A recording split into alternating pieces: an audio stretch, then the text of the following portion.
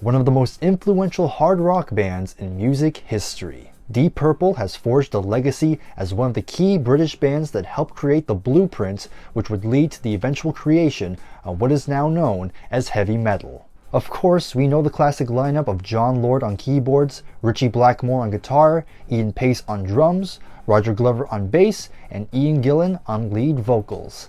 But in this video, we are going back to the beginning. This is Deep Purple Mark 1. Welcome to Bryer's Music Showcase. I'm Bryer and welcome back to another video. I'm a big fan of Deep Purple. I can safely say they are one of my favorite bands of all time. And like most fans, 1970 to 1974 or 5 is generally the go-to. The music was heavy, the vocals were killer, and the history. I ask a lot of musicians. I ask them to do things which is probably not what most musicians would do, in the way of I expect them to kind of drop their trousers occasionally. Rich. Even albums beyond this period are bountiful of great material. Now with all that said, I will admit, I do kind of find myself neglecting the early period. I do remember giving them a listen when I first got them, but there was never really a drive for me to really go back and listen to them. Well, given that I'm currently in a Deep Purple kick, I think it's time I give these early albums a fair shake. I'm going to go through the history and review each of the 3 albums, and at the end I'll give my overall thoughts. One more thing, I'm going to shout out my good friend Nick from Townsend 505. As of this recording, we are doing a series on Deep Purple, and actually serves as kind of the catalyst that made me want to make this video. So please make sure you go check out our series on Deep Purple, and make sure you subscribe to Nick. I'll leave all the links in the description. Without further ado, let's jump right into it.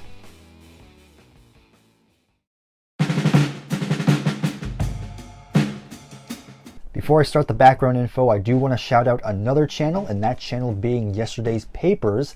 They made an excellent video talking about the formation of Deep Purple. It's where I got all my information, and I'm basically going to be paraphrasing from it. If you want to know even more about the formation of this band, I'll leave a link to that video in the description as well. Basically, to get us started, first we need to talk about a guy named Chris Curtis. Chris Curtis was known as the drummer for the band The Searchers. Despite the band's success, Curtis ended up leaving the band, and by 1967 made the decision to form a new band with the name Roundabout.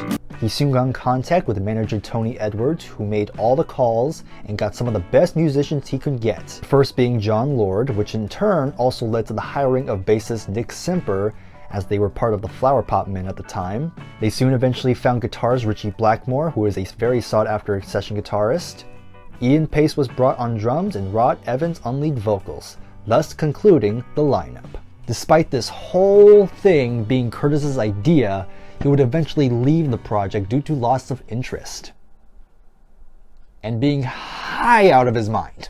Still seeing the potential in themselves, this new band decided to carry on under a new name, that name being Deep Purple.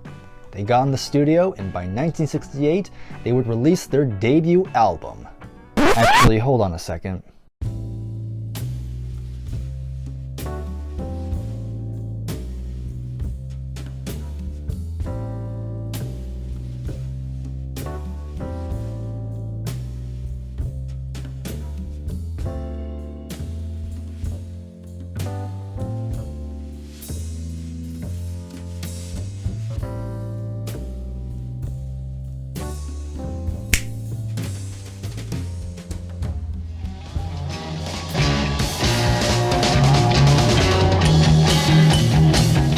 Okay, so now we finally get to talk about the music. So we have shades of Deep Purple, and we'll talk about album covers as we go. So this one right here, not much to really say, nothing to write home about. It's your typical band photo. I mean, the background's purple, and hey, I like purple. So again, nothing special, but it's a solid cover. The album starts out with the song And the Address, and this is actually an instrumental. Now I am going to be honest, and if you've been following this channel, you know I am pretty hit or miss with instrumentals. They can either go really great or I'll have no interest in them whatsoever. So it is a risk, at least for me, to start an album with an instrumental. But I'll be honest, I was actually pretty impressed with this instrumental. I think it's a nice showcase on all the individual musicians in the band. Of course, there's no vocals, but I'm talking about just the instruments on this. I mean, you have John's great keyboard playing, and of course you get Richie doing a great guitar riff on it. Drums were pretty good, and even the bass playing is really nice as well. It was a risk starting with instrumental, but I will say that's actually a pretty good way to start your career with. After that, we go into Hush, where even though most people aren't that familiar with this era of the band, they do typically tend to know this song. It was the biggest hit from this album and probably the biggest hit from Mark I, and for good reasons. You know, this was actually a cover. This was a Billy Joe Royal cover. You have the howls that kind of get you started, and then it finally kick starts, and then you get into that very catchy hook. This song also serves as a pretty good introduction into Rod Evans, and he's a fairly good vocalist.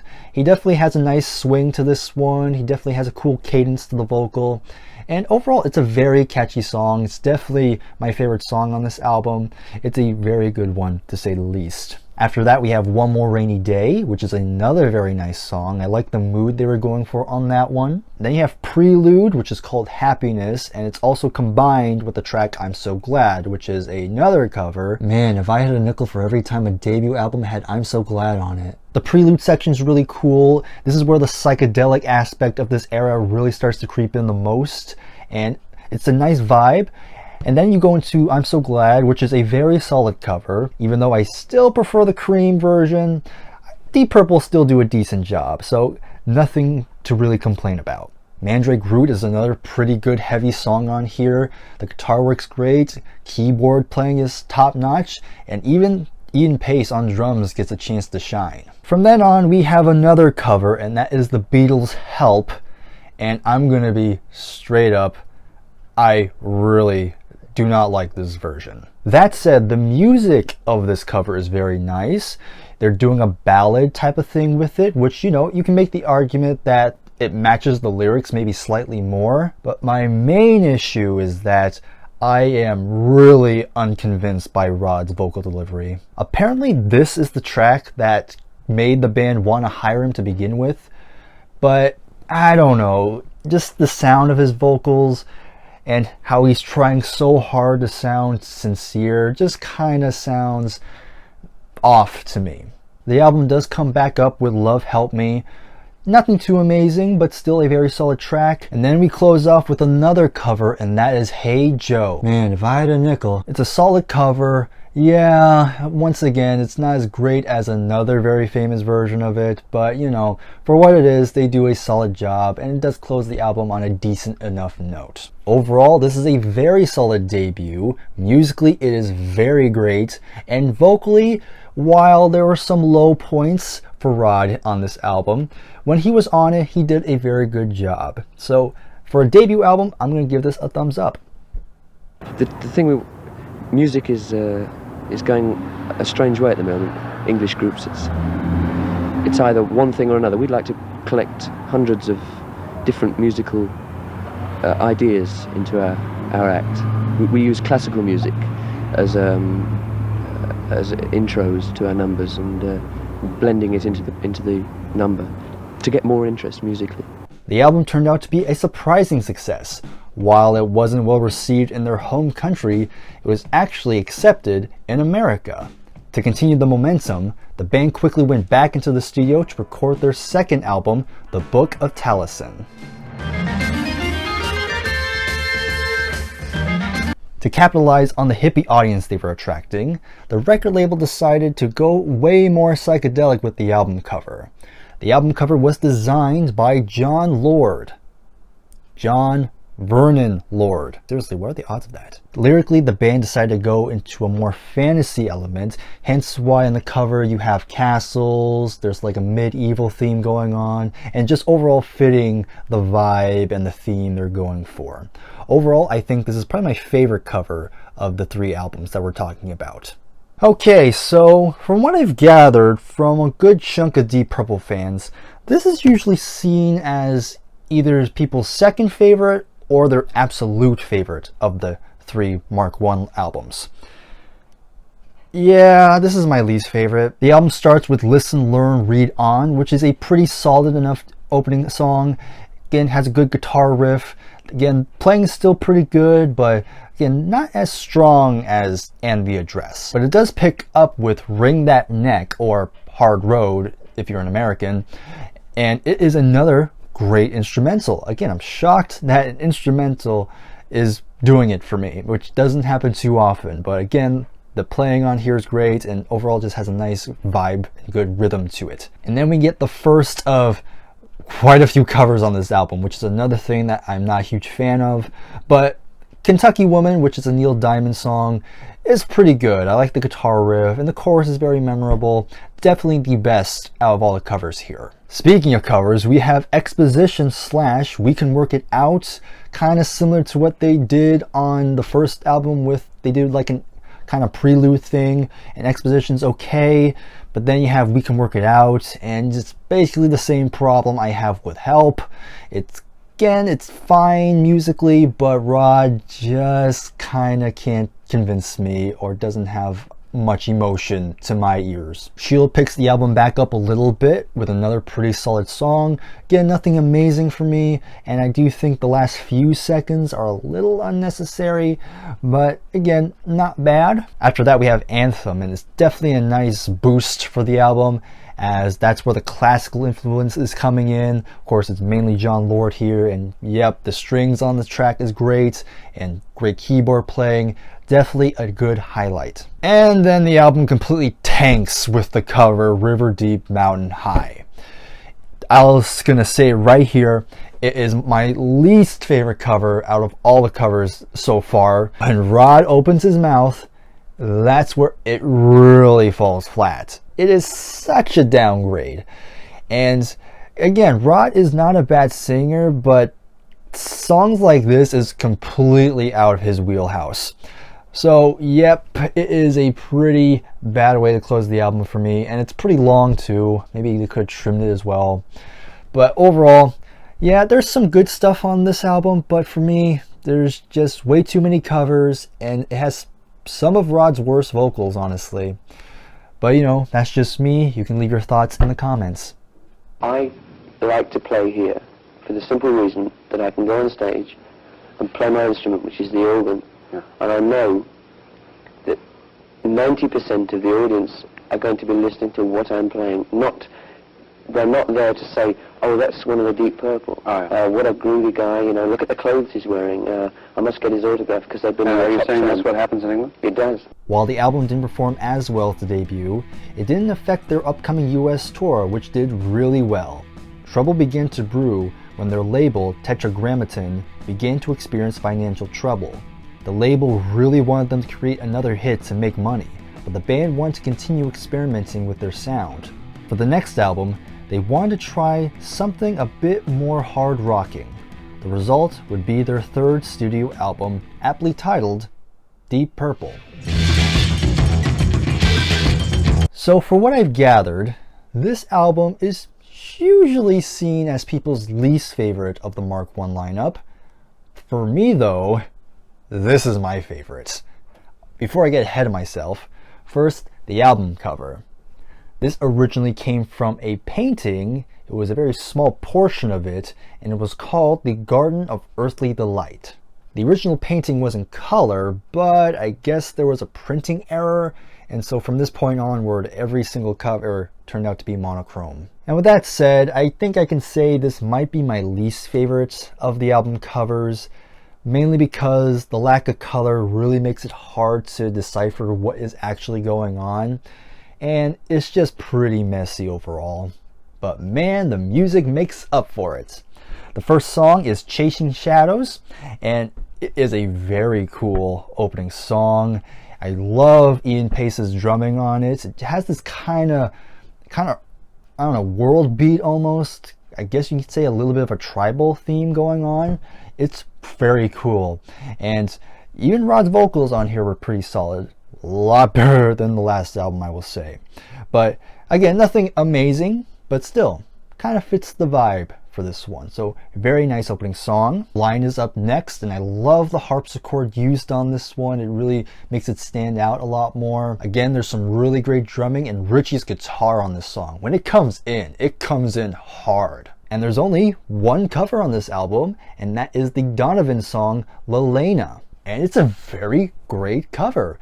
I love the overall melody of it, and this is where I think Rod's vocals actually worked. There's a great organ solo from John, and you have a nice Richie solo to close out the song. So it's definitely a highlight. With that said, Fault Line is probably the weakest song. It's probably the weakest instrumental, honestly. It's not that memorable, and it does have a little bit of a filler quality to me. But overall, it's okay. Then you get to the Painter, and the guitar is a lot heavier on this one. The drums are keeping a nice groove, and there's some really good soloing. So overall, a really good rock song. White and Rosemary has a really good guitar riff on here. Nothing else to say. Pretty simple, but still pretty good. Bird Has Flown is pretty solid too. There was one moment where Rod was really pushing me when he went into that low register. Luckily, it was only that one time, and the rest of the song is also pretty good. Not a big highlight, but still pretty solid. And then the album closes off with the epic April. Once again, you hear a lot more classical influence, and you have the more somber kind of intro section, and then you get to the part where it's all orchestral. Really, the band's pretty much not on here, but you have a nice string arrangement and just an overall cool middle part. And then the third section, which I will admit is probably my least favorite, it is a very solid rock song, and you know, Rod does a pretty serviceable job vocally on the last part, and it does bring the album on it with a nice finale, and it does give Rod a very satisfying conclusion. While you could argue that these two might have higher highs, I feel like the reason why this one is my favorite is simply because it's probably the most consistent album out of these three, and it has a lot more heaviness to it, which I like a lot more, and it's a good sign on what's to come next. But yeah, this is a pretty good rock album. I don't think we needed a hit record. You know, things were changing. You know, Led Zeppelin had started. They'd come over to America. They were touring the same venues we were. We just needed time and to get rid of that pressure, and also being constantly told that you're in debt. It's not much fun when you've shifted millions and millions of records around the world.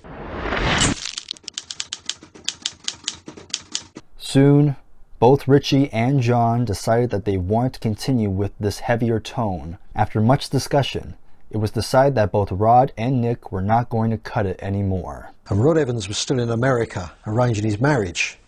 And then when I turned up in the evening, I was going to be told what was going down, that we were getting a new singer in. Roger, we found him in a gutter. No, Roger, poor old Roger. He turned up to the session to do one number we did. He was their bass player. We weren't originally going to take him until Pacey said, he's a good bass player, let's keep him. So I said, okay. When the phone rang, and I went back to answer it, and it was John Lord. And he said, bad news. I said, what's that? He said, the session is off tonight. So, of course, I never smelt a rat. I never suspected a thing. And the word crept out, and it got to a stage where everybody knew that Rod Evans and myself were out of Deep Purple. The only ones that didn't know were me and Rod Evans. And I told him, and he went absolutely nuts, you know. He said, I knew something was going on. He said, I'm going to kill those guys. He said, we'll dump this car in the canal. And I said, don't be silly, it's our car. We can't dump the car in the canal. He was just so mad, you know, to get kind of revenge. The two were fired and were replaced with Ian Gillan and Roger Glover on vocals and bass respectively. As for Nick Simper, he would form a new band called Warhorse, which would only record 2 studio albums. Despite that, he still remains active as of this recording. As for Rod Evans, he would eventually co-form a band called Captain Beyond. He would only stay for 2 albums, and would remain silent for the rest of the 70s. It wasn't until 1980 when he got an offer to form a band using the name Deep Purple, as the actual Deep Purple were inactive during this time. And Nick was given an offer, but he declined. This new Deep Purple played a few shows before, big shock, they got sued. For his role of being a part of bogus Deep Purple, Rod was given a punishment of no longer receiving royalties for the songs he contributed while he was in the band. He has remained out of the public eye ever since.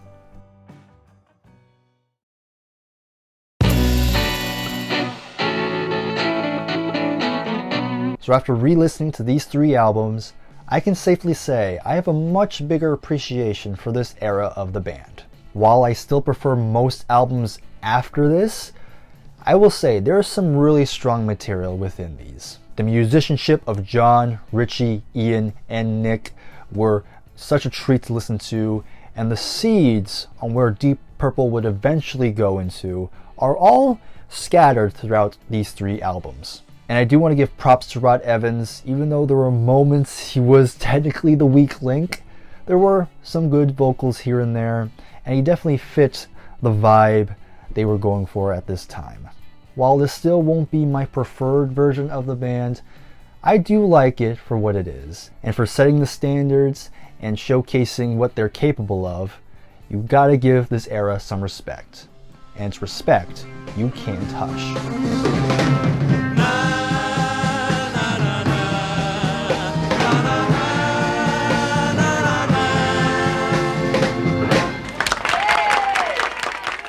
And that concludes this video. Thank you very much for watching. If you're a big fan of Deep Purple Mark I, please sound them off in the comments. Let me know your thoughts on the albums, my takes, so on and so forth. If you enjoyed the video, please give it a like, subscribe if you are new, and I will see you in the next one. Take care, and goodbye for now.